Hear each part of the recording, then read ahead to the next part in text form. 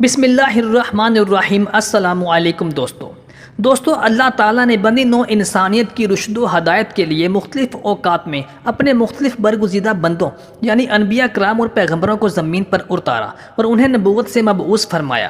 معزز ناظرین، کیا آپ جانتے ہیں کہ بت پرستی کی ابتدا کیسے ہوئی اور وہ کون لوگ تھے جنہوں نے اللہ تعالیٰ کے بھیجے ہوئے نبیوں کو اور پیغمبروں کو جھٹلا کر جھوٹے معبودوں کو اور بتوں کو اپنا معبود بنا لیا؟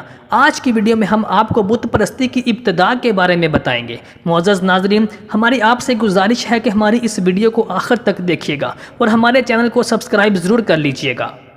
نبی اول سیدنا آدم علیہ السلام اور سیدنا نوح علیہ السلام کے درمیانی زمانہ میں اللہ تعالیٰ کے 5 نیک اور صالح بندے گزرے جن کی تعلیمات پر بہت سے لوگ عمل کرنا اپنا اعزاز سمجھتے تھے۔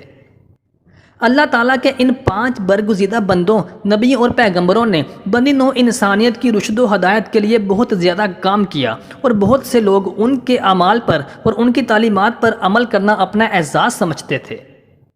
اللہ تعالیٰ کی قدرت کا نظام یہ ہوا کہ یہ 5 انبیاء کرام جلد ہی انتقال کر گئے، لیکن عرصہ دراز تک لوگ ان کے نقش قدم پر اللہ کے احکامات کی اطاعت و پیروی کرتے رہے۔ معزز ناظرین کرام، چونکہ اللہ تعالیٰ نے قرآن مجید میں بے شمار مقامات پر فرمایا کہ شیطان انسان کا کھلا دشمن ہے، وہ کبھی بھی انسان کو رشد و ہدایت کے راستے پر گامزن نہیں دیکھ سکتا۔ وہ انسان کا اس قدر بڑا دشمن ہے کہ وہ اللہ کے نبیوں، پیغمبروں سب کو ورگلانے کے لیے ہر وقت پس و پیش سے کام لیتا رہتا ہے۔ اللہ تعالیٰ کے ان 5 بزرگان دین اور نبیوں کی تعلیمات پر عمل کرتے ہوئے لوگوں کو دیکھ کر شیطان کو ایک دم چین نہ تھا۔ چنانچہ وہ ان لوگوں کے درمیان ایک غلام کی شکل میں آیا اور ان سے کہنے لگا کہ تم جن اپنے بزرگوں کی تعلیمات پر عمل کرتے ہوئے اللہ کی عبادت کرتے ہو، اگر تم انہی بزرگوں کی تصاویر بنا کر اپنے سامنے رکھ لو تو تمہیں اللہ کی عبادت کے دوران زیادہ لطف آئے گا اور تم زیادہ خشوع و خضوع کے ساتھ اللہ کی عبادت کر سکو گے۔ وہ لوگ شیطان کے بہکاوے میں آ گئے اور اپنے ان 5 بزرگوں کی یعنی اللہ کے نبیوں اور پیغمبروں کے مجسمے بنا کر اپنی عبادت گاہوں میں رکھ لیے۔ UM وائس کے ساتھیوں، یہی وہ وقت تھا جب بت پرستی کی ابتدا ہو گئی۔ اللہ تعالیٰ کی کرنی ایسی ہوئی کہ وقت گزرنے پر پرانے لوگ مر کھپ گئے۔ جب نوجوان نسل نے ان کی جگہ لے لی تو شیطان نے ان کو یہ پڑھایا کہ تمہارے بزرگوں کے خدا اور معبود یہی 5 بت تھے، یعنی جن کے مجسمے تمہارے بزرگوں نے اپنی عبادت گاہوں میں سجا رکھے ہیں، تم انہی کی عبادت کرو۔ چنانچہ اس قوم نے شیطان کی ان باتوں کو ماننا شروع کر دیا اور وہ تمام قوم انہی بتوں کے آگے سربہ سجود رہنے لگی۔ معزز ناظرین، وقت کے ساتھ ساتھ پورے عرب میں ان 5 بزرگوں کے مجسموں کا زور و شور مچ گیا۔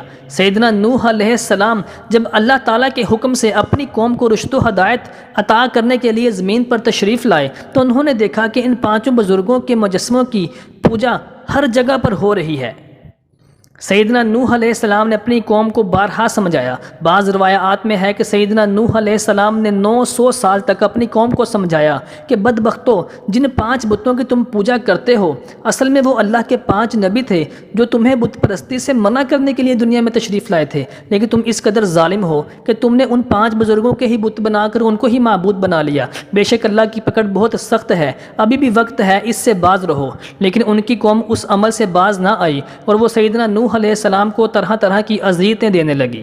معزز دوستو، آپ جانتے ہیں کہ سیدنا نوح علیہ السلام نے 900 سال تک اپنی قوم کی رشد و ہدایت کے لیے دن رات محنتیں کی، ان کی اذیتیں سہیں، لیکن پھر اللہ کے حکم سے آپ نے ایک کشتی تیار کی اور اللہ تعالیٰ نے حضرت نوح علیہ السلام کو حکم دیا کہ اپنے تمام ماننے والے لوگوں کو کشتی میں سوار کر لو۔ پھر اللہ تعالیٰ نے ایک ایسا طوفان بھیجا جس کی کوئی تاریخ میں مثال نہیں ملتی۔ وہ تمام بت پرست لوگ اس میں غرق ہو گئے اور سیدنا نوح علیہ السلام اپنی قوم اور ایمان والوں کو لے کر کسی اور بستی میں جا کر آباد ہوئے، جہاں سے پھر اللہ تعالیٰ نے سیدنا نوح علیہ السلام کے ذریعے اپنی مخلوق کو بڑھایا۔ اسی لیے سیدنا نوح علیہ السلام کو آدم ثانی بھی کہا جاتا ہے۔